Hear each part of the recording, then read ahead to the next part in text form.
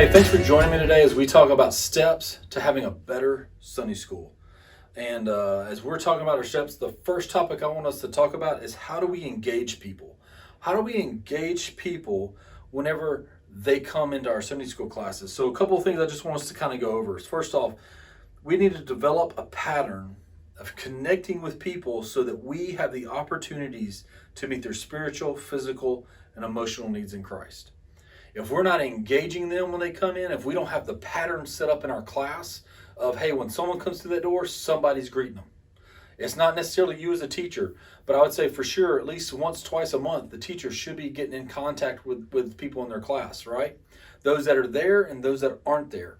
But we should have a system in our class, whether it's care groups, whether it's someone assigned within your class to reach out to people, that when someone walks through that door, they're being greeted, they're being connected with, and engaged with, right? How's your week going? What's going on in your life since the last time we've seen you? And if you realize, looking on your roll sheet, someone hadn't been there in a couple weeks, maybe someone in the class needs to make a phone call, connect with them. Someone in the class may have already done that, just get a report on them. Hey, Michael Blue was missing in Sunday school this week. He missed last week too. I mean, is everything all right with his family, And someone should be like, hey, I can reach out and contact him this week.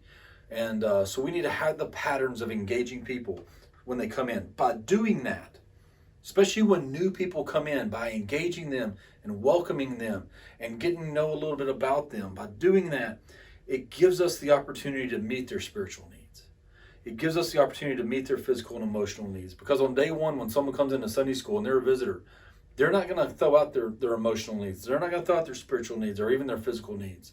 But by building that relationship over time, and that's the pattern of the class, they're going to want to come back next week. They're going to want to come back because they felt like they were engaged with, they were connected with people in that class, and they're going to have a desire to come back the following week. So develop a pattern of connecting with people so we have the opportunities to meet their spiritual, physical, and emotional needs in Christ. Our job is to connect people with Jesus. And so that is what we need to do. We do it through interactions, we do it through stories, we do it through small talk, we do it through teaching.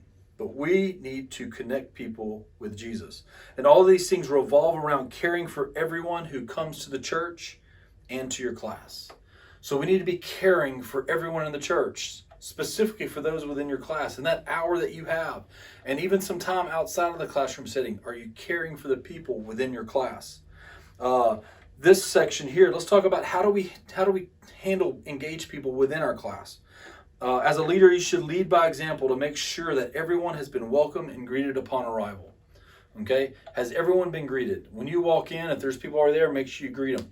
If you've already started the lesson, make sure you greet them after the lesson. If they come in late, right? Still engage with them afterwards. Don't stop the lesson necessarily and single them out, especially if it's a guest. If they're guests, that's why it's good to have someone else that can kind of say, hey, I got a seat for you right over here, right? They can hand out the visitor card for them to fill out and collect it without disrupting and shutting down the whole class and everybody just stops and stares at the new people. And we want your whole life story real quick, right? Keep going, but make sure that they get engaged with. Make sure you as a teacher got a way to introduce yourself. So, lead by example. Welcome and greet people upon arrival. One of the main things that I learned in life, I love shaking hands. I love walking around and introducing myself to people, right? Just, hey, how's it going? Hey, how's your week going? Because when I was in 8th grade and I moved to a brand new church, there was a senior in that youth group that walked around, and on my day one, he said, hey, my name is Mike Houston, and I want to introduce you to everybody. And he took me person by person. We shook hands. Hey, man, how's it going? Hey, how's everything? Hey, this is Michael Blue. He's new here with us. Come, welcome him here. Next week, same exact thing. We walked around and shook hands. To the point he graduated, moved on. So I took over and I made sure we greeted everyone in the youth group every Sunday morning. When I was a senior, there was a 7th grader that came in who actually became a pretty good friend of mine. I later became his youth pastor, but what I saw was when he was in 7th grade, I said, hey, come with me, let's go shake hands with everybody. And we would go around greeting everyone in the youth group on a Sunday morning. And then when I became the youth pastor, the 7th grader was a senior. And then he was going around introducing himself and talking with everyone in the youth group because it was something that we had developed a pattern on. Together, someone showed it to me, I showed it to someone else, and we had that pattern. So we should lead by example. Make sure that during the fellowship time at the beginning of your class that everyone has been spoken to. I know that every class there's about 10 to 15 minutes where we just want to catch up with everybody. We need to make sure we're not just catching up with the same person every week. You know, we don't want to just talk to that one person in the corner. We want to make sure we're catching up with everybody. And that may mean that we break up in smaller pockets. It may mean that there's a couple of couples talking here or a couple of group talking here, because it's hard just to talk across everyone. So as a teacher, you need to make sure you're engaging with all those kind of groups. When I would teach Sunday school class, I'd walk in, there'd be 3 conversations going, and then everyone would just stop because I walked in the room because I was the teacher. And I walked in, I'm like, y'all keep talking, it's okay. And then I would listen in to little conversations that they were having, you know, and some were serious and some were just, hey, I went and played a round of golf. But then what we could do is I would just say real quick, hey, everybody catch me up on your week. And boom, stories would come real quick, little snippets of stories. But we engaged everybody, and the class was engaging everyone that came in. So make sure during the fellowship time at the beginning of class, everyone's been spoken to. This helps make new people feel welcome. By engaging other people, talking, telling stories, it makes new people feel welcome.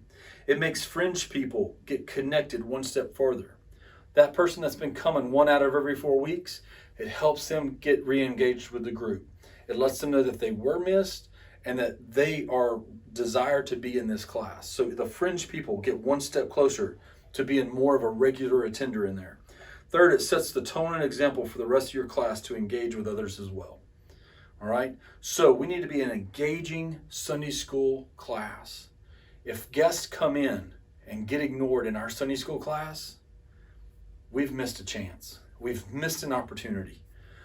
So we need to be engaging and welcoming to everyone that comes in the class. But make sure when you engage them, you're not singling them out, because as a guest, remember, you walk into a new place, the one thing you don't want to do is draw attention to yourself, because you feel like everyone's staring, everybody's waiting to hear you are. So if they walk in the class, don't stop and just everyone just turn and listen and put all the attention on them.